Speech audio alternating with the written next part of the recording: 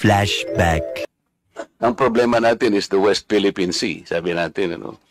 But sinong agency ng government ang nag-empower sa ating mga kababayan para malaman nilang complications ng West Philippine Sea? Isipin po natin, sir, there is nothing as West Philippine Sea. Wala po yun. That is a creation by us. Sa totoo lang po, kahit nabasahin mo yung ating mapa or what, there is no West Philippine Sea.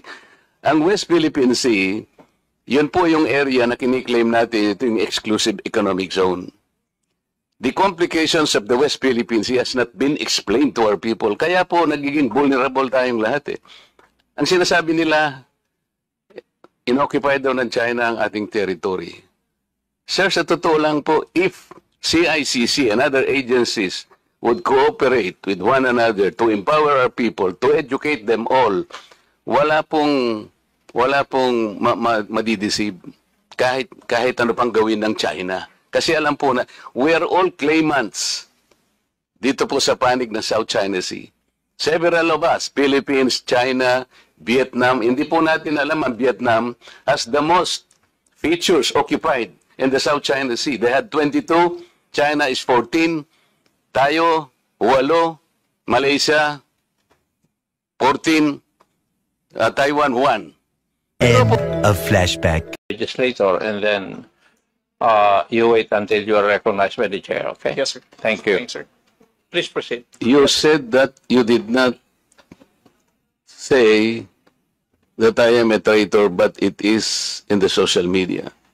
Did you take an effort to clarify that so that you could not mislead people because they might believe that you have said that? It is only now that you are disowning this statement. Mr. Chair. Mr. Chair. Yes, sir. To the Honorable Marcoleta, sir. Let's put it on record. I did not use the word traitor in describing your statement that the West Philippine Sea ay kathang-isip lamang po. Let me read my post on X. I stand by the statement of President Bongbong Marcos when he said ang West Philippine Sea ay hindi kathang-isip natin lamang. Ito ay atin, ito ay mananatiling atin hanggang nag-aalab ang diwa ng ating minamahal na bansang Pilipinas. Hearing someone claim that the West Philippine Sea is merely a fabrication of the Philippine government is a disservice and an embarrassment to their entire party, the organization he belonged to, and even their own family. How can the one face the younger generations today and tell them that our exclusive economic zone to the west of our archipelago is non-existent, effectively giving up the fight to assert their rights as Filipinos in the West Philippine Sea?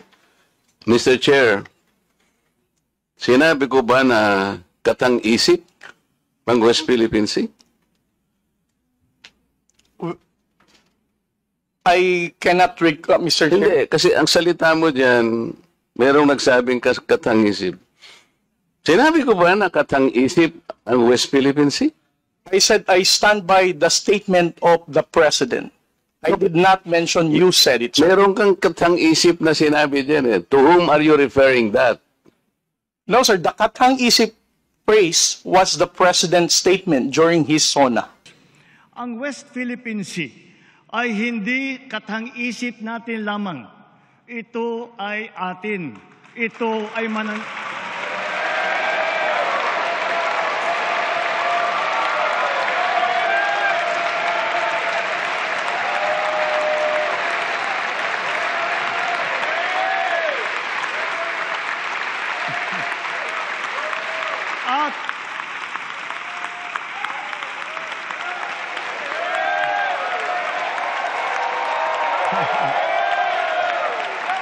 At ito ay mananatiling atin hanggat nag-aalab ang diwa ng ating minamahal na bansang Pilipinas. I just merely restated the statement of President Bongbong Marcos Kaya nga, when he you are delivered now, it to SONA. kaya mo lang nilabas yan after I said that there is no such thing as West Philippine Sea, but that is in context of the fact that it is not yet registered in the International Hydrographic Organization. Alam mo, Commodore, ang procedure. Tama. Mr. Chair, No, you have to answer, Mr. Chair. Alam Yes, mo sir. yung procedure kung paano maitatala, kung paano natin papangalanan ang isang karagatan na tayo ang may-ari. You know the procedures, right? with respect to the 19th Congress who passed You the have Republic to Act answer my question, 12064, Mr. Chair. the Philippine Maritime Zones Act, sir, the West. Kindly repeat your question. You know, Commodore, the procedures on how we can register the name of a maritime area that we control or that we believe it is ours. You know the procedures on how Yes, to sir. register. Okay. So, ano na po ba, nairehistro na po ba natin yung West Philippine Sea?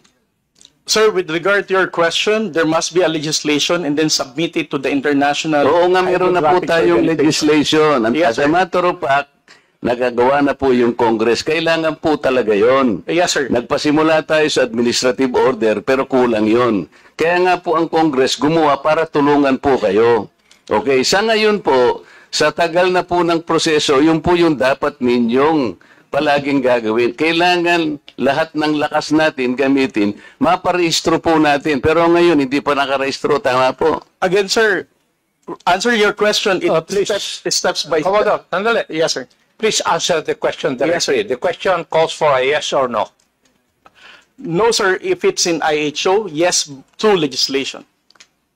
Sinasabi ko yung IHO because this is the only world body that officially names a particular area of the sea. Kaya sa konteksto po ng pinag-uusapan natin, kaya ko lang nasabi, sapagkat hindi pa po nakatala, we need the international community to recognize a part of our own. Yun lang po ang punto doon, Mr. Commodore. So kung hindi pa po nakatala, tama po ako, hindi ba? No, sir. You are inconsistent. No, sir. I did not say that you're correct.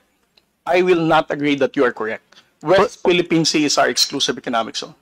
Eh, Mr. Chair, wala tayong dispute that. Sinasabi ko na nga sa iyo, yung sinasabi nating West Philippine Sea is our own exclusive economic zone. This is ours. You and I should fight for it until the last drop of our blood. Ang sinasabi natin dito, kagaya ng nire-request ng CICC, let us educate our people sapagkat ang alam ng mga tao, lahat tayo, ang alam natin, nakarehistro na. Ang sinasabi ko, hindi pa po nakarehistro. Ikaw ba pwede kang mag-enroll sa isang eskwela nang hindi ka nag-register, nang hindi ka nag-enroll? You answer my question. Of course, sir, there is a Kaya nga legislation. Kaya hindi pa nakarehistro, Mr. Chair. This is the only point. Let us not create a mountain out of molehill. Bigla mong sasabihin, in response to what I said, tathang isip, o blah, blah, blah, at lumabas sa traitor. Hindi ka man lang gumawa ng effort, for example, na I did not say that. Ngayon mo lang sinasabi. But you know, people are bashing me. I am pro-China. When is the last time or the first time that I am pro-China? Again, Mr. Chair, I never said that you are a traitor. That is clearly posted on my Twitter Pero account. hindi ka po nagbigay ng paliwanag na sinabi mo sana doon sa social media din. Bakit nyo ina-ascribe sa akin na sinabi ko na traitor si Kong Marcoleta? I did not say that. It is only now that you are explaining na wala kang sinabi. But kumalat na sa social media, kaya nga tayo nandito. These are the excesses and the abusiveness of social media, Mr. Chair. Nangyari na. Kahit na ilang libong mag-explain ka dito, yung tao narinig na nila na ikaw ang nagsabi. Because meron ka pang litrato dun eh. Mr. Chair, No. nobody has ever asked me whether you are a traitor. this was only the first time that I was asked whether you are a traitor or not. You are not even aware na sa social media sumabog yun? Nandun yung litrato mo and the claim that I am a traitor. Ngayon ka lang nagpapaliwanag na I am not a traitor. Pero nangyari na yun. Mr. Chair, I don't think that I'm under in any obligation to respond to all those social media Mr. posts Chair, by bloggers, now social media influencers to tell them that Mr. they're Chair. wrong. Siya muna. Sabi niya wala siyang obligation. Finish your statement. Yes, sir. Mr. Chair, Honorable Marcoleta, sir, I think I'm no under obligation to tell all the social media influencers, to bloggers, defend your name, tell them that you are not a traitor. Again, I did not mention that you are a traitor. It's not, those words did not come from me. Why would I go to the extent of defending you and you are running for Senate? I might as well be interpreted as running for supporting somebody for public office. Mr. Chair, clarifying something that is wrong is Have not the floor, political. please. Thank you, sir. Commodore, tinatanong lang ni Honorable Marcoleta that merong lumabas kang statement. Siguro, binigyan ng interpretation ng ibang bloggers at nasabi na traitor si Honorable Marcoleta. Ang tinatanong niya is, unang-una, alam mo ba ito na gano'n ang nangyari? Would you know? No, sir, because when it became a social media popular post, I was not here in the country. I was actually in the official business outside. So when did you come to know about this? I only came to know about it when Congressman Marcoleta called me gagmangmang in one of his interviews. Ayun na nga, nagkaharap na si Tariela at eto nga si Marcoleta dyan po sa Congress hearing sa TRICOM. Ngayon, Marcoleta, nung sinabi niya yan, ang sabi niya, there is no such as West Philippine Sea. Maliwanag yun. Sinabi niyang walang West Philippine Sea. Ngayon, hindi niya naman sinabi na etong West Philippine Sea, doon sa kanyang statement, doon sa TRICOM, na hindi ito nakatala. Doon sa sinasabi niyang kung anumang mga international mapping organization na yan, o kung sino mga nagbibigay ng pangalan o nag-authorize ng pangalan sa isang karagatan, di ba? Wala naman siyang sinabing ganon. Ngayon, hindi mo kasi pwedeng sabihin na walang West Philippine Sea. Kasi nga meron. Di ba? Meron nga eh. Pangulong Bongbong Marcos na natin na nagsabi may West Philippine Sea. Tinuturo sa mga kabataan sa eskwelahan, West Philippine Sea ang tawag diyan sa karagatan na nasasakop ng ating exclusive economic zone. Tapos sasabihin mo wala. Diba?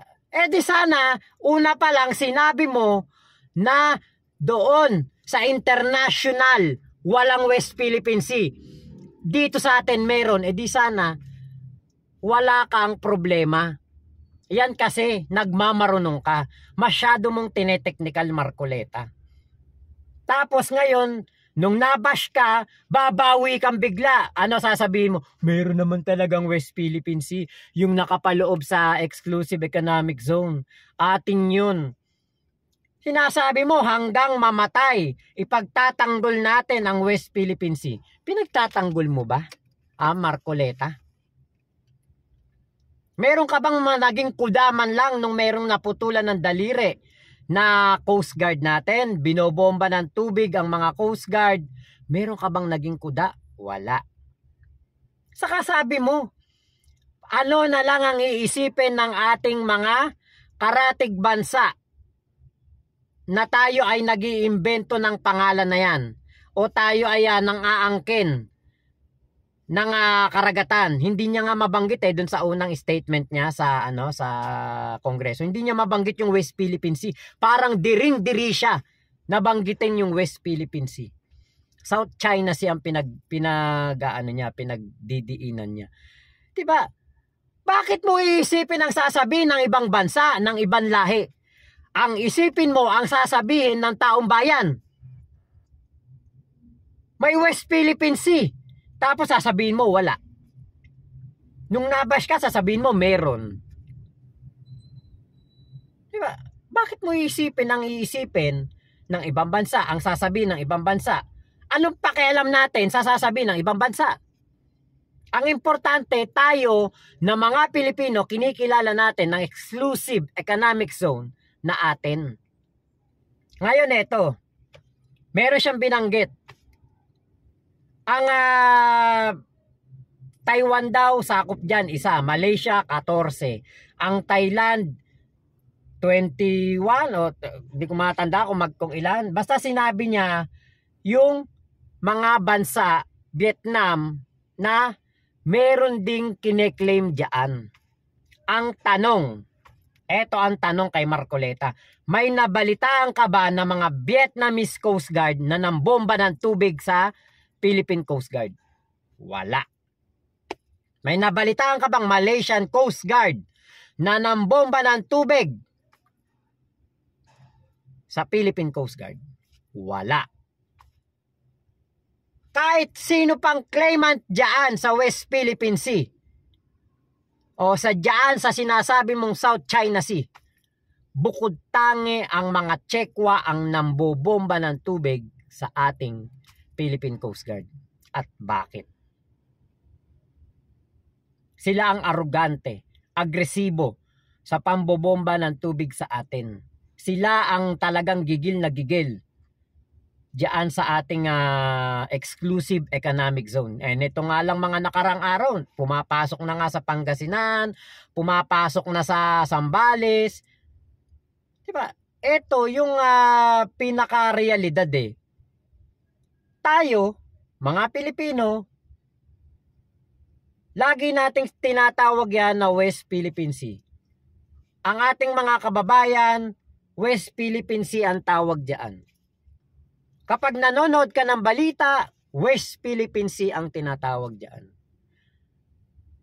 Sa mga libro ngayon, tinuturo sa mga bata, sa mga kabataan, West Philippine Sea ang tinatawag diyan. Tapos maririnig mo ang isang Marcoleta na sinasabi niya na walang West Philippine Sea.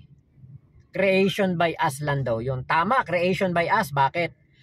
Para magkaroon ng sarili nating identity yung dagat na nasasakop ng ating soberenya. Diba? Hindi lang natin maintindihan dito kaya Marcoleta kung bakit, diba, nagagawa niya pang sabihin kay J. Tariela, Commodore J, na bakit daw hindi nililiwanag yung sa traidor. Ako sa tingin ko, traidor ka. Bakit? Sinabi mo walang West Philippine Sea. Pero, nung ikaw na ay nabash na ng mga kababayan natin, bigla kang bumawi, ay may West Philippine Sea naman, yun nasa exclusive economic zone. Traidor ka talaga. Kasi sa dinami-dami ng mga insidente, panggigipit, pambubuli, pambobomba ng tubig na ginagawa ng mga Chekwa, wala ka ni isa man lang na sinabi laban sa mga Chekwa. Bagkus iniisip mo pa kung ano ang sasabihin ng ibang bansa diyan sa atin na ating pinangalanan ang West Philippine Sea ng West Philippine Sea. Traidor ka talaga. Diba? Ako, yun ang tingin ko kay Marcoleta. Traidor talaga siya. At ang grupo ng mga PDP laban senators, lahat yan traidor sa bayan. Mga pro-China. Hindi naman may kakahila. Mga pro-China sila. Lalo tong si Jimmy Bondoc. Tuwan-tuwa pa nga yan sa Pogo. Napakaganda daw ng Pogo. Napakaganda ba ng Pogo? Nagkaroon nga tayo ng mayor na Chekwa. Diba? Ay nako, ewan ko lang talaga dito sa mga tao na ito. Magbibigay ng statement. Kapag nabash, babawiin. Kapag binawi, ang dating pa, siya yung biktima. Dahil binash siya sa SOCMED at sinabihan daw siyang traidor. Di sana hindi ka nagmagaling, hindi ka nagmatalino, hindi ka masyadong naging technical sa pagtawag ng West Philippine Sea. Bakit mo sinasabi na atin lang yan? Diba? Dapat ipaintindi mo. Kung gusto mo talaga na maitama ang informasyon, sana sinabi mo, atin ang West Philippine Sea. Pasok sa exclusive economic zone natin yan. Pero hindi pa natin napaparehistro. Tama yung sinabi mo, Marcoleta. Kapag ikaw ay nag-aral, dapat naka-enroll ka, nakarehistro ka. Pero di ba, hindi yan katulad ng pag-aaral na kapag nagbayad ka ng tuition, nakarehistro ka na, naka-enroll ka na. Hindi ganun kadali. Yan ang tandaan mo, Marcoleta. Hindi ganun kadali magparehistro ng pangalan ng isang tawag doon? Soberenya o kung ano man tawag doon sa body of water na yun, dyan sa West Philippine Sea. Hindi ganun kadali po magparehistro. Kasi nga maraming claimants dyan. Pero ang importante, tayo mga Pilipino, inaangkin na natin yan at atin talaga yan at pasok sa exclusive economic zone natin yan, ginawad sa atin ng UNCLOS arbitral ruling na atin yan. West Philippine Sea ang tawag dyan. Ba't ayaw mong tawaging West Philippine Sea? Masyado mong tineteknikal. Ano yun? Kailan natin yan tatawagin West Philippine Sea kapag naiparehistro na? Yung ba gusto mo, Marcoleta? Yung ba gusto mo? Kapag naparehistro na, saka palang tatawaging West Philippine Sea? Kailan pa? Boy ka pa kaya nun? Si Pinoy nga di ba? Naglabas siya ng executive order. Kautusan na lahat ng sangay ng gobyerno, lahat ng mga ahensya ng gobyerno, tatawagin niyang West Philippine Sea. I-address yan na West Philippine Sea. Tapos ikaw sasabihin mo, walang West Philippine Sea. Minaliit mo yung paggawa ng kautusan na yon. There's no such thing as West Philippine Sea. Creation by us lang. Minamaliit mo ang kautusan na yun. Kung hindi ka pro-Chekwa, hindi mo mamaliitin yun. Proud ka na tawagin yung West Philippine Sea, hindi parang nandidiri ka na tinatawag mo yung West Philippine Sea at ang binabanggit mo, South China Sea. Abangan pa po natin ang mga aksyon dito sa Congress hearing na ito ng TRICOM. So yun lamang po, maraming salamat. Ingat po kayo. Nasaan mang panig kayo ng mundo, huwag kayo maniniwala sa fake news. Nasoplak tuloy ni Commodore J. Tariela itong si Marcoleta. Kasi nga po, di ba, saka ba naman nakakita nun? Ikaw ang nagbigay ng statement. Nung sumagot na si Commodore J. Tariela, wala naman siyang tinawag na traidor. Hindi man lang nabanggit yung salitang traidor. Hindi niya nabanggit ang pangalan ni Marcoleta, pero sapul si Marcoleta, guilty at ang dating siya pa ang biktima. Pabiktim pa. Parang kawawang-kawawa pa. Di sana hindi ka nagmamagaling, hindi ka nagmamarunong. Tumatanda kang paurong. So yun lamang po, Mama Chup Chup, love you, God bless us all, Pilipinas. God first, salamat po.